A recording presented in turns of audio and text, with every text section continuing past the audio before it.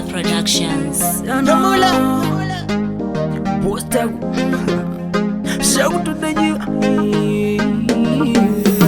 Pati yoga Pagatangu Njibutera Pagatangu Ndanyura Nasidomo yemera Pati yoga Pagatangu Njibutera Pagatangu Ndanyura Nasidomo yemera Kututi chapuda kasi ya batule Munda mupa mwana ndinotikange Chipunda Roseman mwana nditenzera Shumonde zimwe muresi ndaifortira Kachiti post yaku ndinoda title Ndakazopinda kondinamira nge magnet Ndikanzi chiti wangu ndinoti nono Kosi ndomuda mwana usiri momo Pati yogai pakatangu Njibutera pakatangu Ndanyura nasidomo yemera Pati yogai pakatangu Njibutera pakatangu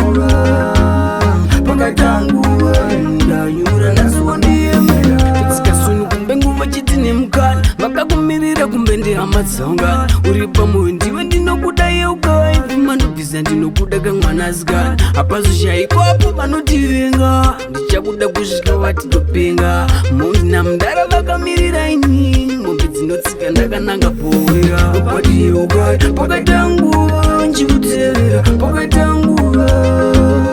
pakatangu Ndanyura nasidomo yemera Pati yeugai pakatangu Njibutera pakatangu Ndanyura nasidomo yemera Kuti ndichabuda gasi yavatule Munda mupa mwana ndinotikange Chipunda Roseman mwana nditenzera Zvimwe ndezvimwe muresi ndaifortira Kachiti post yaku ndinoda title Ndakazopinda kondinamira nge magnet Ndikanzi chiti wangu ndinoti nono Kosi ndomuda mwana usiri momo Pati yogai pakatangu